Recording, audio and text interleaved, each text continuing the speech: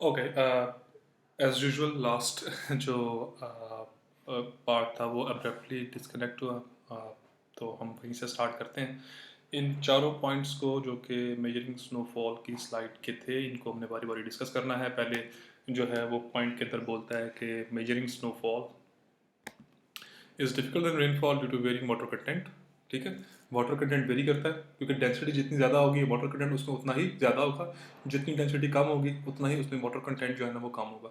तो depending on density 400 millimetre से लेके ओवर 400 मिलीमीटर, ये मिलीमीटर है, मैंने ये गलती से मीटर लिख दिया हुआ, 400 मिलीमीटर पर मीटर ऑफ स्नो के वाटर कंटेंट होता है।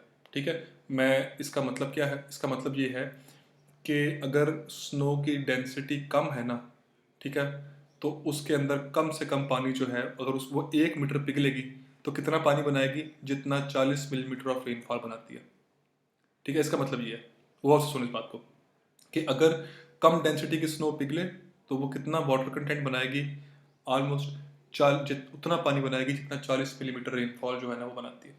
और अगर ज़्यादा डेंसिटी की जो है ना वो बर्फ़ जो है पिघले तो वो कितना बनाती है, जितना 400 मिलीमीटर रेनफॉल जो है ना वो बनाती है। तो क्या मतलब हुआ इस बात का, मैं आपको बोलता हूँ कि यार ये एक स्नो है, इसकी जो डेप्थ है वो 1 मीटर है और इसकी डेंसिटी बहुत थोड़ी है। ठीक है ना, तो बताना ज़रा कितना वाटर कंटेंट होगा इसका। आपने बोलना कि तकरीबन ना 400 मिलीमीटर ऑफ रेनफॉल जितना, 400 मिलीमीटर ऑफ रेनफॉल जितना। ऐसे ही डेंसिटी ज़्यादा है तो बताना कितना बनाएगी, तो आप बोलोगे तकरीबन 400 मिलीमीटर पर मीटर ऑफ स्नोफॉल।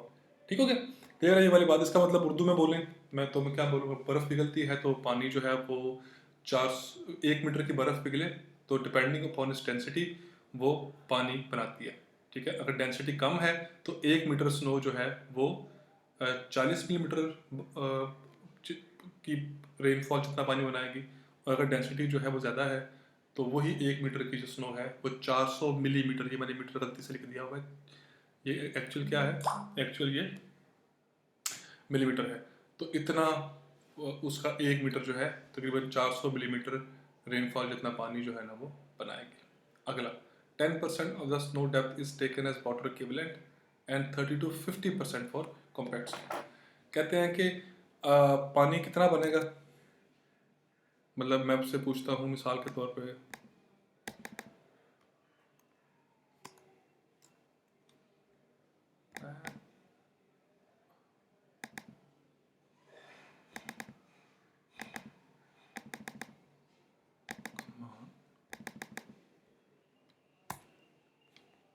मतलब मैं आपसे पूछता हूँ कि यार स्नो की जो डेप्थ है ना वो है 40 मीटर। ठीक है, डेप्थ ऑफ स्नो जो है वो इक्वल टू है 40, मिसाल के तौर पे 40 मिलीमीटर। ठीक है, डेंसिटी जो है इसकी वो है लो, तो कितना वाटर कंटेंट होगा इसका है, तो आप बोलोगे कि almost 10% of the snow depth. ठीक है, यानी कि 10% ऑफ स्नो डेप्थ कितना है, वो हो जाएगा 40 मल्टीप्लाई बाय 10 डिवाइडेड बाय 100। 10% है ना, तो कितना बन जाएगा जी 4 मिलीमीटर। तो यानी कि अगर डेप्थ ऑफ स्नो जो है 40 मिलीमीटर है तो उससे पानी कितना बनेगा, उतना पानी बनेगा जितना जो है वो 400 मिलीमीटर ऑफ रेनफॉल बनाती है। मैं उर्दू में लिख दिया ताकि ज़रा चीज़ और भी सिंपल हो जाए। क्लियर हो गई ये वाली बात। ऐसे ही डेप्थ ऑफ स्नो जो है, डेप्थ ऑफ स्नो जो है,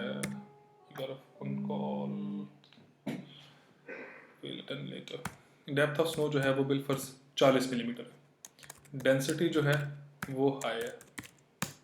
ठीक है ना, तो कितना इसको करोगे, कहते हैं जी 30 to 50% of the snow depth, यानी कि इसका वाटर इक्विवेलेंट कितना होगा, यानी कि वाटर कंटेंट इसमें कितना होगा, आपने बोलना है कि 30 से 50% जो है ना स्नो डेप्थ। अगर डेंसिटी बहुत ज़्यादा है तो फिर क्या हो जाएगा 50%, और अगर डेंसिटी सिर्फ मैं हाई लिख दूँ तो कितना बनेगा 30%। तो अपने 30% इंटू सॉरी 40 ज़रा 30 डिवाइडेड बाई 100 कितना बनेगा जी 12 मिलीमीटर रेनफॉल जितना। ठीक है, और अगर मैं बोल दूं कि डेटा सारा यही वाला है, मैं सिर्फ लिख दूं कि डेंसिटी जो है ना वो वेरी हाई है, तो फिर क्या होगा, फिर हो जाएगा वही 40 ज़रब 50 डिवाइडेड बाई 100। तो ये कितना बन जाएगा, ये ऑलमोस्ट बन जाएगा जनाब 20 मिलीमीटर। तो इस तरीके से जो है ना आप रेनफॉल के साथ जो है वो स्नोफॉल को रेनफॉल इक्विवेलेंट में या वाटर कंटेंट के अंदर आप इस तरीके से इसको कन्वर्ट करते हो। ठीक है, दो तरीके आपने समझ लिए, एक तरीका ऊपर वाला है, दूसरा तरीका जो है ना वो नीचे वाला है। ठीक हो गया।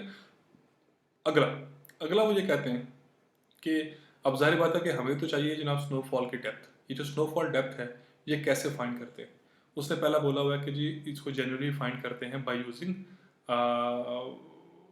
किधर गया, snowfall measurement are normally done with the regular rain gauges. एक तो बात ये है कि जी आप रेगुलर रेन गेजेस जो है ना वो इस्तेमाल करते हो, फिर उसके अंदर आप जैसे मैंने पहले बोला कि एंटी फ्रीजिंग एजेंट उसको प्लेस करते हो और फिर डेप्थ ऑफ वाटर जो है ना उसमें से आप मेजर कर लेते हो। क्लियर होगी ये वाली बात। तो इस तरीके से आप स्नोफॉल डेप्थ जो है वो आप उससे वाटर इक्विवेलेंट जो है वो निकालते हो।